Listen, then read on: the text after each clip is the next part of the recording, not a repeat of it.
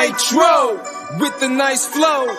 Y'all acting like y'all don't know. Stop acting like y'all don't know. Who the future? We the future. Who the future? Us. Who the future? We the future. Who the future? Us. Causing chaos in the back of the bus. Get your hands up. We gon' show you how we buzz. Yeah. The future.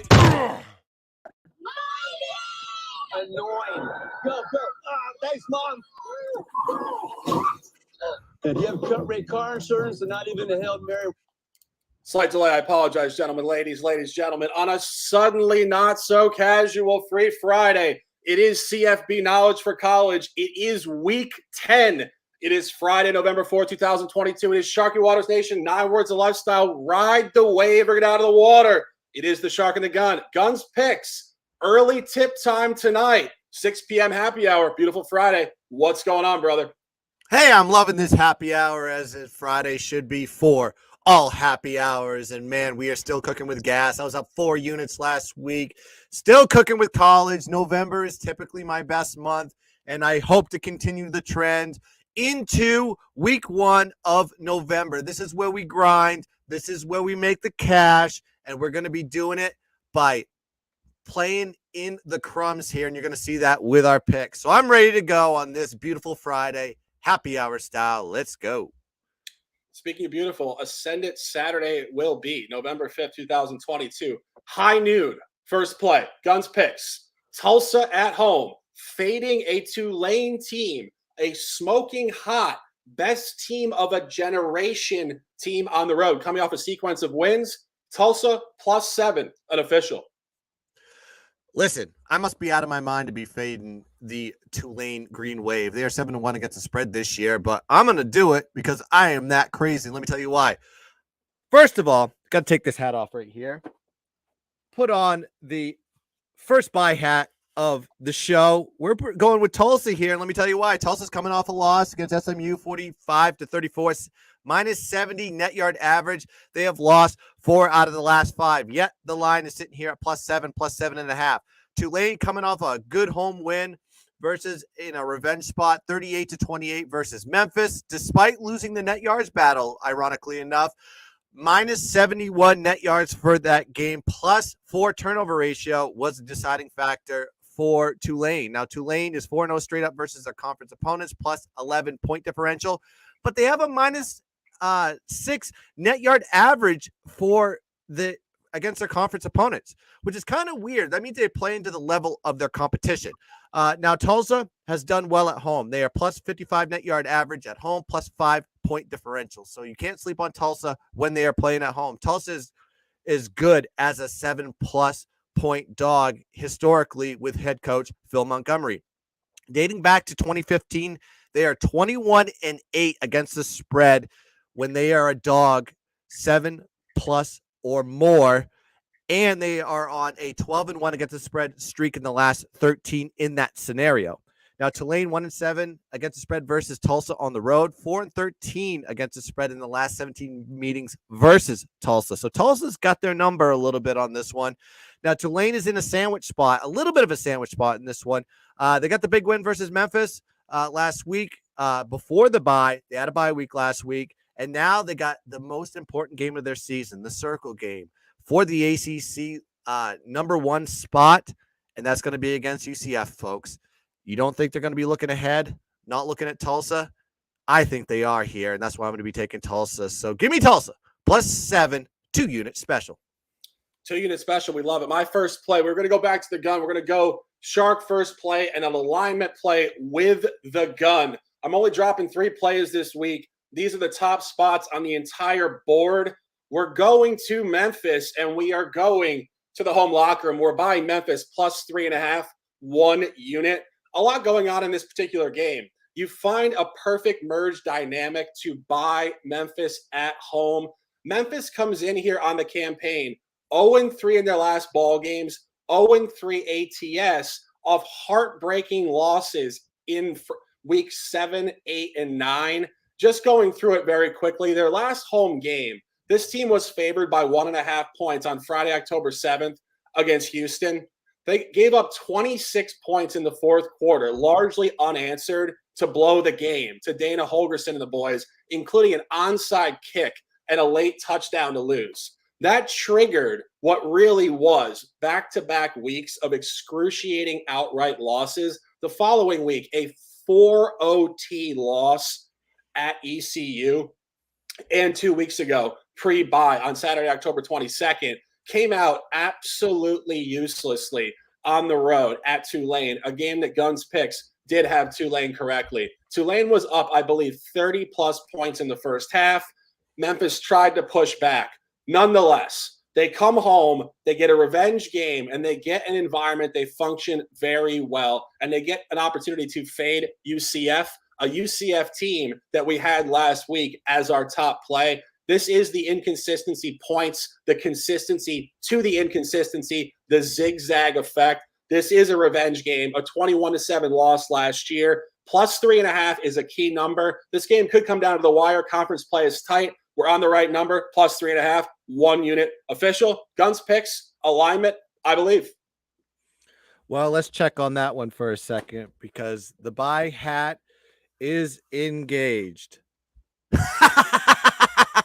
Just kidding. I ain't going to be taking UCF this week. This ain't the spot for them. We're going to be rolling with Memphis. Full alignment with the Shark here.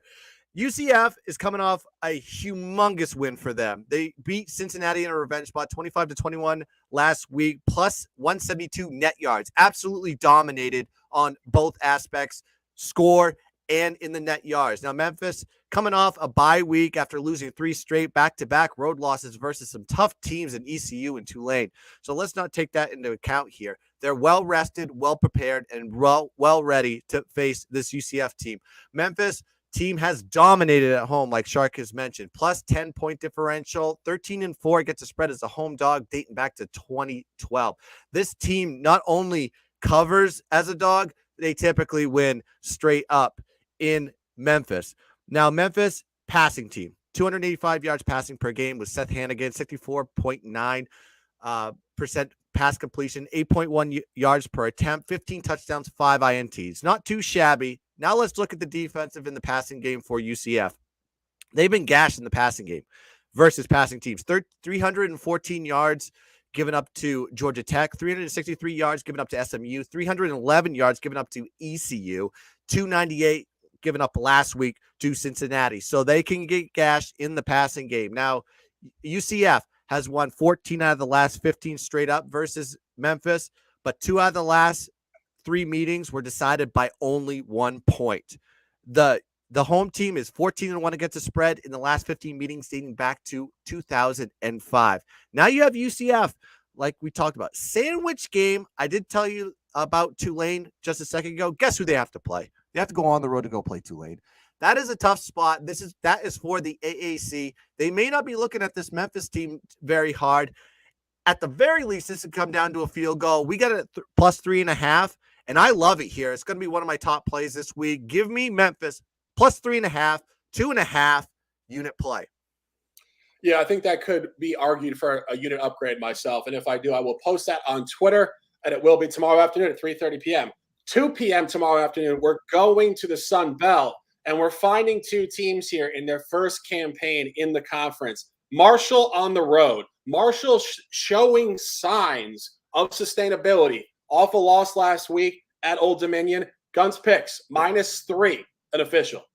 Yeah, Marshall coming off a really bad loss to Coastal Carolina, which technically I had right at Coastal Carolina last week, 24-13. But when you actually look at the net yards battle, Marshall crushed them, plus 136 net yards for the game. They held this potent passing team, this Coastal Carolina team, to 121 passing yards with Grayson McCall. That is impressive, my friends, with this Marshall defense. I'll get to them in a second. But ODU has lost 3 out of the last 4 games, including a road loss to Georgia State, 31-17, minus 130 net yards. Now, ODU is a passing team. And I was just telling you about Marshall there for a second, about their passing defense. They put up 255 yards per game in the air. Hayden Wolf, 14-3 touchdown to interception ratio. And like I said, Marshall's defense is strong. They hold their opponents to 283 yards overall, 2.7 yards per carry on the ground, and they also hold their opponents to 196 yards per game passing with a 9.4% sack rate, so they can also get to the quarterback as well. Now, ODU's defense, let's look at them for a second. They're giving up 443 yards of offense to their opponents, 263 yards per game in the passing, and their defense has been gashed in the run game. They have given up over 200 plus yards rushing in 5 out of their 8 games this season. Now, you want to look at some trends here? I'll give you a few trends. Marshall, 6-1 straight up versus ODU in the last 7 meetings, and the home team is 0-3 against the spread in the last 3. ODU 1-5 against the spread in the last 6 conference games. Marshall 7-3 in the last 10 road games. So Marshall, I think, is going to be cooking, coming off the loss, off a plus net yard domination, and they're going to go play an ODU team. I think they're going to be revved up for this one. I think they're going to dominate, and I get them at -3. I'm going to be taking them. Give me Marshall -3, 2-unit special. Yeah, speaking of coming off a loss, my next play, 2 units combined here. We're separating it first half and game. University of Alabama, Birmingham, back home in Birmingham, which is very important for this team. First half -0.5, game -110. And really going through their schedule, we talk about consistency to the inconsistency. It doesn't get any more clear than the Blazers from University of Alabama, Birmingham. This team is 4-0 at home, straight up, 3-1 against the spread with a melt in the final seconds late Saturday, October 15th against Charlotte. And this team is 0-4 on the road, ATS and straight up. And not coincidentally for this cap, they come off of 2 excruciating road losses. Friday night, October 21st at Western Kentucky, 20-17 loss, hook non-cover. And last week at Florida Atlantic, 24-17 loss. The loss last week, more symptomatic of how they have performed on the road this year. Dominant to a degree in the yardage gap, but just unable to take care of the football. Their turnover margin on the road is absolutely egregious, and it's borderline incomprehensible. Old Man Who Bets is sitting right next to me in my lab here, and I was just saying to him off the air, it's not that hard to hold on to the football on the road. It's not a different universe. There's not Vaseline on the ball. And noteworthy games. At Liberty, dominated the game, lost 21-14. Even worse at Rice, 28-24 loss, dominated the game. And these 2 losses, and you look at them coming home off of road losses, this team will come out with authority early, a blowout against Georgia Southern early, and a blowout against Middle Tennessee early. This is going to come early. It's going to come often. You get a revenge game against UTSA. I talked about UTSA last week. They cannot defend. They give up chunk yards. They're poorly coached. They're looking to lose a game. They're teetering on the edge of disaster. UAB will get there today, or tomorrow, I should say. First half -0.5, game -110. Guns picks. Alignment, I believe.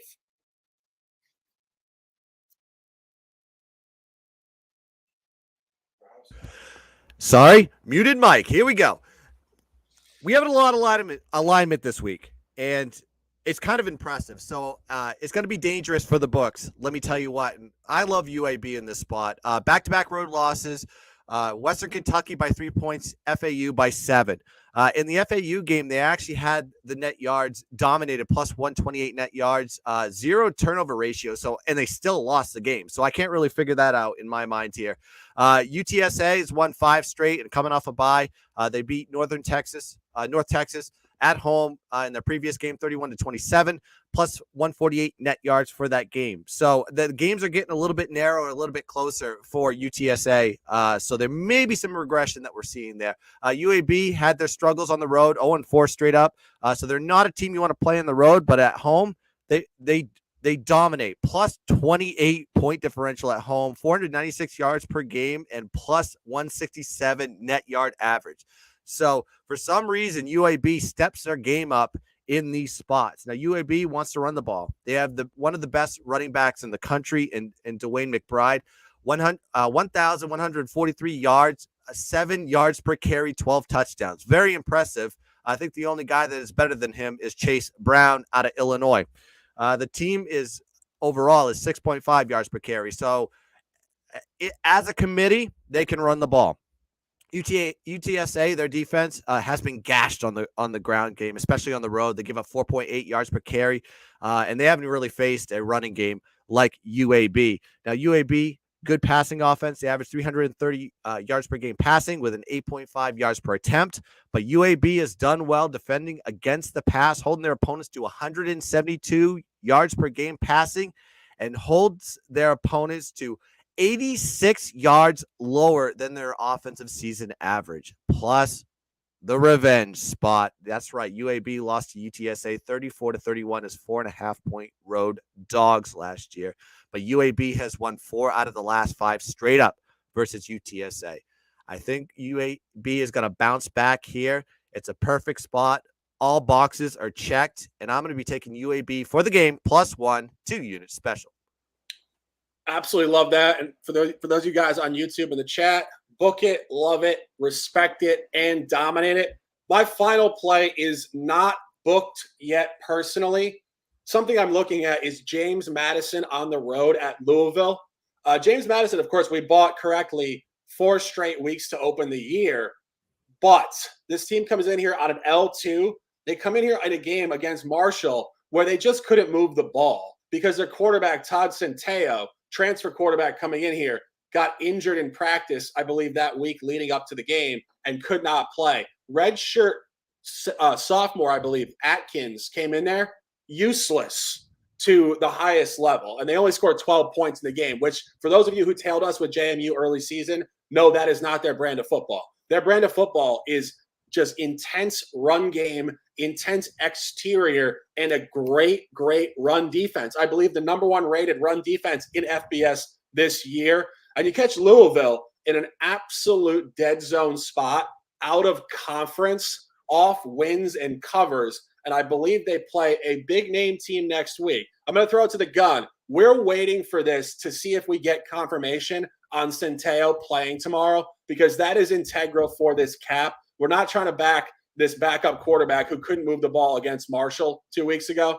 They're coming off a bye week. They will be refreshed. I'm reading all the local newspapers out there on the I-81 corner in Harrisonburg, Virginia. And Guns Picks, talk to me on this play, and then we'll go to the final play of the broadcast. I'm going to throw the bye hat on regardless, just for the effect of the cap. And I will say, Shark said it right. We need Todd Centeio to play in this game. But I'll tell you this, for anybody that has already bet JMU, the line has basically moved downward from the start. So it leads me to believe that this game time decision effect for Todd Centeio is he is going to play in this game. He's had over 2 weeks to rest for this spot. And I do believe with an abdomen strain is what the injury was. He did it on a Thursday before the Marshall game. They already had a bye week. So I think he's going to be able to step up and play in this game. And it is the perfect spot for JMU. JMU coming off back-to-back losses and a bye week. 26-12, they lost to Marshall, minus 79 net yards. This was the first time they actually lost the net yards battle all season. And that's all predicated on the quarterback change. Now, Louisville, a whole different spectrum. They're on a 3-game win streak into this game, and they absolutely dominated number 10, Wake Forest, which we had Louisville last week, if you were watching on the Shark and the Gun on Saturday morning. Now, 48-21 was the score, a whopping +7 turnover ratio for that game. Wake Forest just could not stop turning over the ball, so that predicated the win. But JMU lost to Marshall, like I said, was predicated on the Todd Centeio game decision to leave him out of the game, which resulted in all season low 247 yards of total offense. So if he doesn't play, JMU is in trouble. Now, Louisville can run the ball. They put up 217 yards per game on the ground at home, 5.5 yards per carry. But guess what JMU does better than anybody in the country? I know they're a G5, so take that with a grain of salt.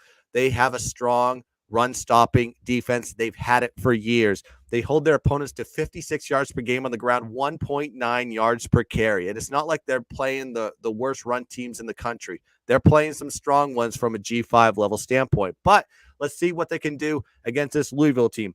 Now, Louisville is in the perfect classic sandwich.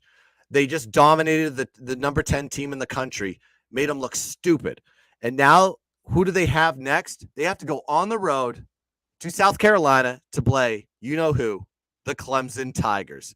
If you don't think they're going to be looking towards that game and not this JMU team that I have on my hat, JMU, you are sorely mistaken. And I hope Todd Sandeo plays this, because I will probably add more units to my play if he does. But I have it for 2 units for now. I'm going to be taking JMU plus 7.5. I did get it at 7.5. And if I know that Todd Sandeo doesn't play, I will let you know on Twitter, and we'll have to buy back those units because I don't trust the backup quarterback for JMU. But for now, let's pretend he is starting. JMU plus 7.5, 2-unit special. Final play on a beautiful Saturday will be 7 p.m., 4 out west, 5 Mountain Time, Boise, Idaho, coming back home, facing BYU, a BYU team on an L4 showing no noticeable signs of bouncing back. The Gun at minus 7.5, 8, unofficial. Sam just brought up a good point, and I want to say the 23 people that are watching on YouTube, if you don't smash that like button, I'm going to get really angry. I'm going to come to your house wearing this JMU hat, wearing these sunglasses, and spill a Viva Tequila Seltzer on your shirt. Not really. I don't want to waste that beautiful liquid. But let me tell you about Boise for a second. Boise has been awful. I'm sorry. BYU has been awful the past month.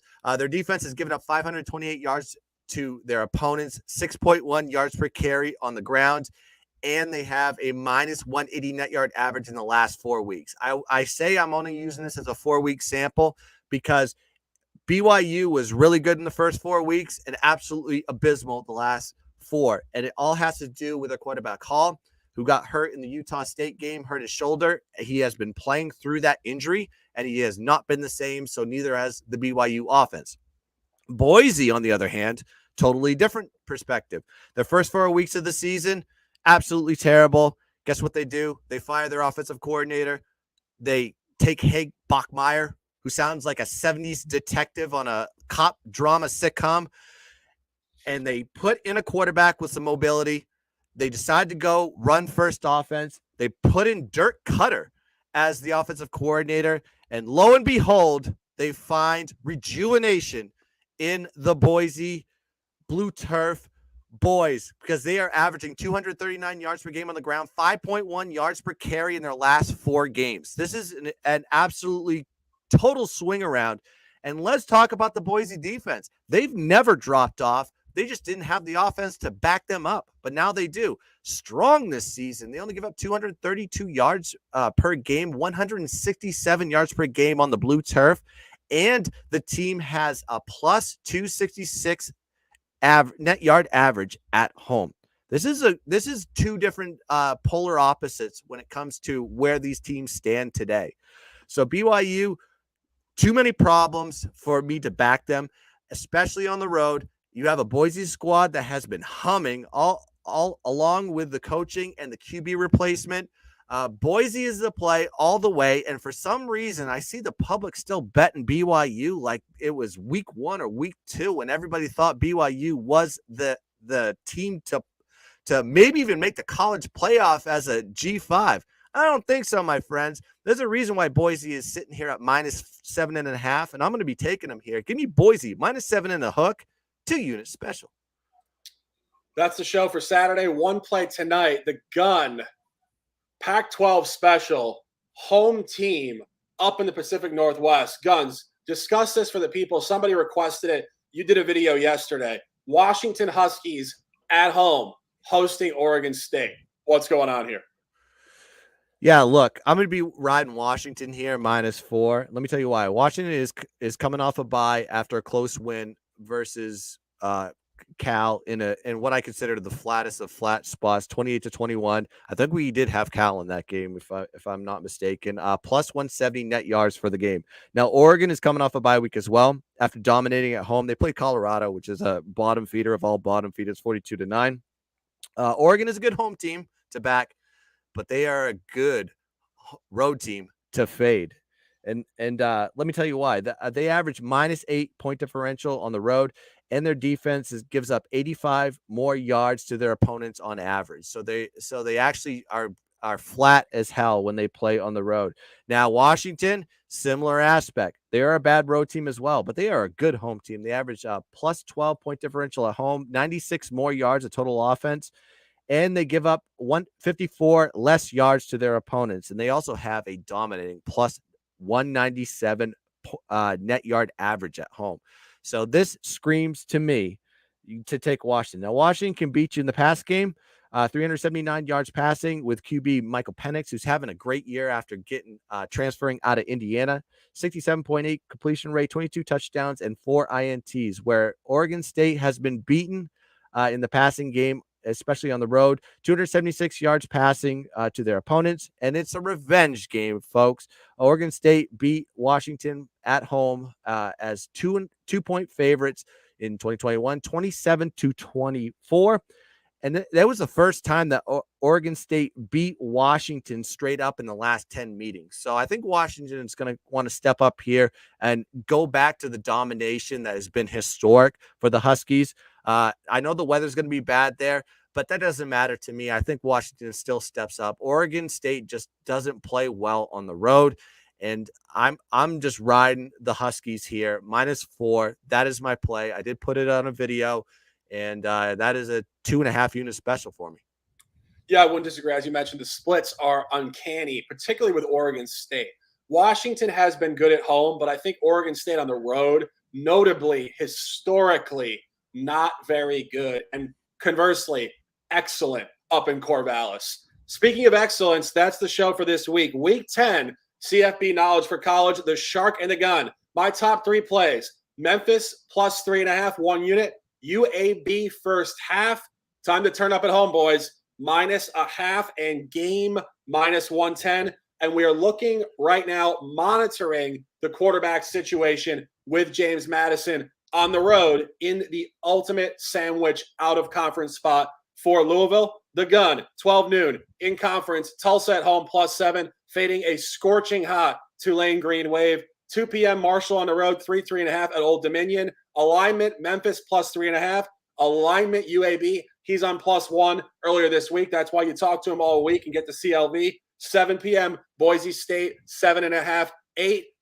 All the top plays. It is certifiably, indisputably, unequivocally, impossibly going down. It is Sharky Waters Nation. 9 words of lifestyle. Ride the wave or get out of the water. We appreciate you guys immensely for tuning into our show. Give it likes and retweets to spread abundance and awareness across the internet. Of course, my previous channel was removed for a mild, if you will, lapse of judgment that is not discerning or indicative of any long-term issues. We want to rebuild this, and we want to rebuild it, and we rely on you, and we ask you guys to help us to rebuild at the highest level. 3 top plays, 9 words of lifestyle. Rod, the baby got the water, guns picks. Close them out with some words, some love, some respect. Have a beautiful Friday night, and let's fucking dominate. I want to shout out the chat. Noah Borelli, RJ Paul, Pat Kappa, as always. He's always in the chat. J. Mick, Mock, Alex Ramirez, Rob D, Sam Culmer. Shout out to the top dogs. Yeah, John Smith. It is just going. This chat is Air Canada coming in with some heat, and Benjamin Rush. Thanks for joining us today. And make sure you hit the like button, hit the subscribe, like Shark said, and make sure you continue to help us grow this channel so we can give the sharpest content on the planet. And also, I'll be available tomorrow morning, 10 a.m. I will do a live for 30 minutes, and I'll talk about all the plays. I see a bunch of plays discussed in the chat we didn't talk about. I will discuss that with you tomorrow morning. So till next time, for the Circa Million show, Sunday, 10 a.m. Join us then. Till then, good luck with your plays. I shouldn't say good luck. Let's cash some tickets. Let's dominate. And as always, let's keep dancing.